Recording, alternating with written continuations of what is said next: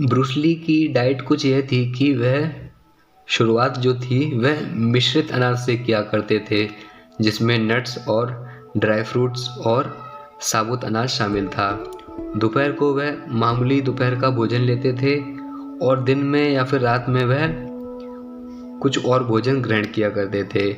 लिंडा ली कैडविल कहती है कि रात के खाने में वह अक्सर स्पेगेटी और पास्ता या फिर पत्तेदार जो हरा सलाद होता है उसको खाया करते थे। ब्रूस ली की जो फैमिली थी वह मेन रूप से चावल, सब्जी, मांस, चिकन खाया करती थी। ब्रूस ली जो थे वह चीनी या एशियाई भोजन खाना पसंद करते थे, क्योंकि उसमें मांस का भी कॉम्बिनेशन होता था और उसके अलावा जो ग्रीन वेजिटेबल्स हैं उसका भी कॉम्बिनेशन होता था। अब जैसे कि चीनी भोजन जो था उसमें सब्जियों के साथ झींगा होता था और सब्जियों के साथ चिकन भी शामिल होता था। बीफ व्यंजन या टोफू भी वह पसंद किया करते थे। यह ब्रूस ली की जो डाइट है उसमें उनको जो जो चीज़ें पसंद थी वह यहाँ पर बताई गई हैं। ब्रूस ली का ऐसा मानना था कि भोजन की विविधता भोजन को संतुलित और आनंददायक बनाती है। हर चीज़ की थोड़ी मात्रा शामिल होती है, एक ही चीज़ को अधिक मात्रा में नहीं खाया जा सकता है। जो ब्रूस ली जो थे उनको डेयरी उत्पाद बिल्कुल भी पसंद नहीं थे। ब्रूस ली ने शायद ही कभी दूध पिया हो और पनीर जो था वह तो उनको बेहद ही नापसंद था। उनकी पत्नी लिंडा ली कैडवेल के अनुसार ब्रूस समझ ही नहीं पाए कि पश्चिमी लोग पनीर क्यों खाते हैं, क्योंकि ब्रूस ली को तो पसंद नहीं था पनीर, लेकिन वह इस बात को जीवन भर नहीं समझ पाए कि जो पश्चिम में रहने वाले लोग हैं वह पनीर को इतना अधिक पसंद क्यों करते हैं। यह उनकी मानसिकता थी। और ब्रूस ली जो थे वह भोजन के बीच में पौष्टिक नाश्ता भी लिया करते थे, जैसे कि चावल का सूप हो गया, जिसको वह या तो खूब गाढ़ा करके बनाते थे, जिसमें वह कभी कभी लीवर, किडनी, दिमाग, दिल, ये जो पार्ट्स होते हैं नॉनवेज का, ये जो पार्ट्स है मांसाहार जो है, इसको वह उस सूप में डाल दिया करते थे। ब्रूस ली को पके हुए एशियाई नूडल्स बहुत पसंद थे, जो जल्दी ऊर्जा देने में भी काफ़ी सहायक थे। और ब्रूस ली जो थे वह अपनी पत्नी के हाथ का बना हुआ प्रोटीन ड्रिंक दिन में 1 या 2 बार अवश्य ही पिया करते थे।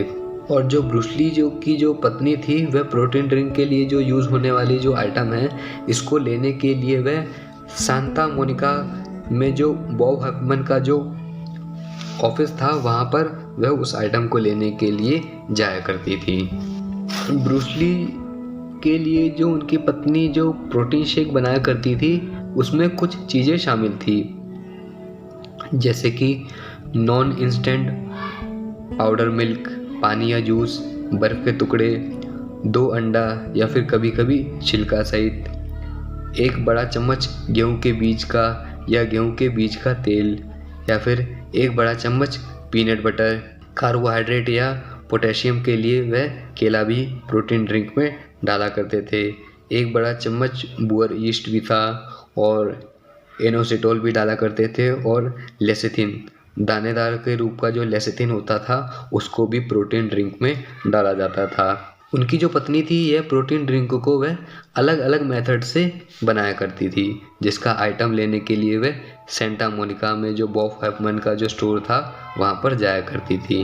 ब्रूस ली और जो लिंडा जो थी वह सेंटा मोनिका में लिंडबर्ग न्यूट्रिशन स्टोर पर विटामिन और मिनरल्स की पैकेट खरीदते थे, जिसमें आमतौर पर 7 गोलियां होती थी। यानी कि जो ब्रूस ली जो थे वह विटामिन्स और मिनरल्स की भी गोलियां खाया करते थे। 1973 में ब्रूस ली ने थाईलैंड के पाक्चोंग में अपनी पहली चीनी भाषा की फिल्म, जिसका नाम द बिग बॉस था, उसकी शूटिंग कर रहे थे। और उस शूटिंग के द्वारा उन्होंने भोजन को लेकर अपनी पत्नी को उन्होंने एक पत्र लिखा था। बैंकॉक में भोजन बहुत खराब है, खासकर पाक्चोंग में। इस गांव में गौमांस नहीं है और बहुत कम चिकन और पोर्क है। मैं अपने विटामिन के साथ आने के लिए खुश हूँ। इसमें ब्रूस ली के कुछ संकेत हैं वह बताए गए हैं कि जिस स्थान पर वह थे वहाँ पर जो था वहाँ गौमांस नहीं था और ना ही वहाँ पर चिकन था और ना ही वहाँ पर पोर्क था, ऐसा ब्रूस ली ने उस पत्र में लिखा था। ब्रूस ली जो थे वह गाजर का जूस भी पिया करते थे, जिसमें अन्य फल और जो वेजिटेबल्स होती थी उसको वह शामिल किया करते थे। गाजर का जूस या फिर फलों का जूस पीने का फ़ायदा ये है कि जब वो सब्जियों को बनाया जाता है तो फिर कुछ एंजाइम ऐसे होते हैं जो हमारे शरीर के लिए लाभदायक होते हैं, लेकिन उनको पकाने की वजह से वह नष्ट हो जाते हैं। इसलिए जब इनका जूस बनाकर पिया जाता है तो फिर यह एंजाइम जीवित रहते हैं और हमारे शरीर में जाकर हमारी रोग प्रतिरोधक क्षमता को भी बढ़ाते हैं। ब्रूस ली जो थे वह शहद और जिनसेंग जो पदार्थ होता है उसका भी यूज़ किया करते थे। यह ऊर्जा के स्तर को बढ़ाने के लिए काफ़ी लाभदायक था।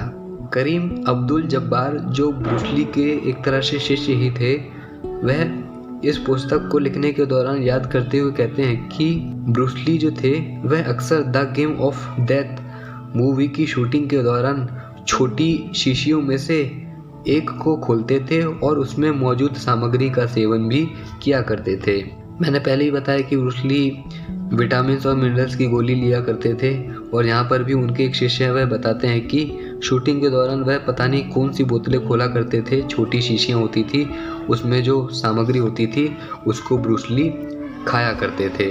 हर्ब जैक्सन जो ब्रूस ली के शिष्य थे वह याद करते हुए कहते हैं कि ली ने एक बार उनसे कहा था, जब भी मुझे कोई प्रदर्शन करना होता है तो मैं पहले थोड़ी रॉयल जेली शहद यानी जिनसेंग लेता हूँ, मेरी ऊर्जा का स्तर एकदम सही रहता है। ब्रूस ली को कॉफ़ी पसंद नहीं थी, स्वाद अच्छा नहीं लगता था। लिंडा कहती है कि शहद वाली चाय पसंद थी ब्रूस ली को, और शूटिंग के बीच में जो पेय पदार्थ होता था वह उनकी पत्नी ही बनाकर ब्रूस ली को दिया करती थी। ब्रूस ली को दूध वाली चाय पसंद थी, जिसको वह अपने मित्र वू नगन के साथ पिया करते थे। यहाँ पर ब्रूस ली के वन डे ऑफ ईटिंग के बारे में बताया गया है, जिसमें वह नाश्ते में मूसली अनाज का कटोरा, साबुत अनाज, मेवा और सूखा मेवा शामिल होता था, जिसमें 2% दूध भी होता था। उसके बाद ड्रिंक्स में वह संतरे का जूस या फिर चाय लिया करते थे। स्नैक्स में वह जूस या प्रोटीन ड्रिंक लिया करते थे। दोपहर का जो भोजन होता था उसमें मांस, सब्जी, चावल या फिर चाय, स्नैक्स में जूस या प्रोटीन हो सकता था। रात का जो भोजन था उसमें स्पैगेटी और सलाद, चावल, सब्जियां, मांस या कोई समुद्री भोजन हो सकता था, जिसमें 2% दूध प्लस चाय का गिलास होता था। मार्शल आर्टिस्ट का मतलब ही यही है कि खुद को बेहतर बनाने की चरम सीमा तक जाओ। हमने ब्रूस ली की डाइट के बारे में जाना और हमने देखा कि कोई ऐसी विशेष चीज़ नहीं है जो ब्रूस ली को अतुलित शक्तिशाली बनाती हो। हम इस बात की ओर समझ सकते हैं कि कोई ऐसा भोजन नहीं है जो हमें अतुलित शक्तिशाली बना देगा, बल्कि सबसे बड़ा भोजन हमारी विल पावर है।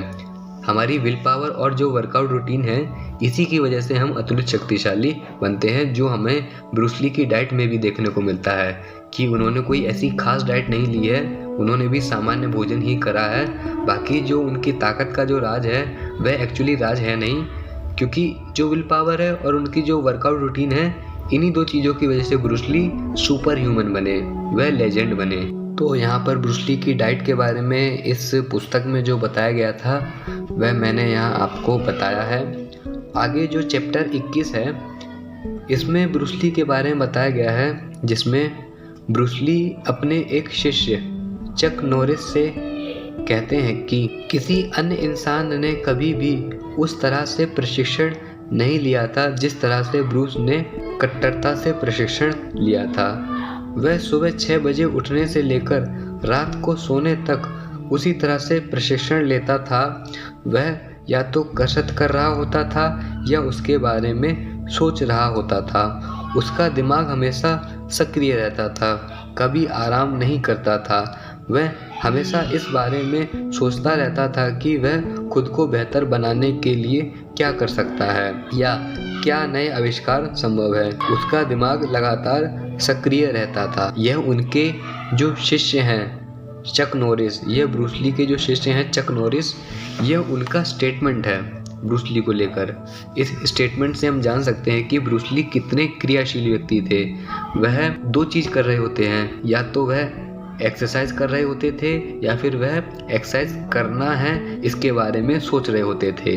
यानी कि उनका पूरा दिन ही मुझे लगता है कि वर्कआउट रूटीन में ही निकलता था, क्योंकि उनके जो शिष्य हैं उनका भी यही कहना है। ब्रूस ली को जिस टेक्निक के साथ व्यायाम करना अच्छा लगता था, उस टेक्निक को, उस रूटीन को अपने वर्कआउट रूटीन में शामिल कर लिया करते थे। 1963 के समय में जो दोस्त ब्रूस को जानते थे उनका नाम था टाकी किमूरा और जेसी ग्लोवर। यह ली के साथ व्यायाम करते थे। वह कहते हैं ली लकड़ी की डमी पर दिन में 3 या उससे अधिक घंटे तक अभ्यास किया करते थे। यह उनके दोस्त की स्टेटमेंट है कि ब्रूस ली कितना हार्ड व्यायाम करते थे, जिसमें वह दिन के 3 घंटे या फिर उससे अधिक भी समय लग जाता था लकड़ी की जो डमी होती है उस पर प्रैक्टिस करते करते। 1970 तक ताकत के लिए वजन प्रशिक्षण, हृदय दक्षता के लिए दौड़ना और साइकिल चलाना, लचीलेपन के लिए स्ट्रेचिंग, समय और लागू शक्ति के लिए भारी बैग, लय और समय विकसित करने के लिए स्पीड बैग और समन्वय और सटीकता के लिए ऊपर और नीचे बैग का उन्होंने खूब इस्तेमाल करा था। सोमवार, बुधवार, शुक्रवार को ब्रूस ली हैंड ट्रेनिंग किया करते थे, जिसमें वह हाथों को मजबूत बनाते थे। मंगलवार, गुरुवार और शनिवार वह लेग ट्रेनिंग किया करते थे।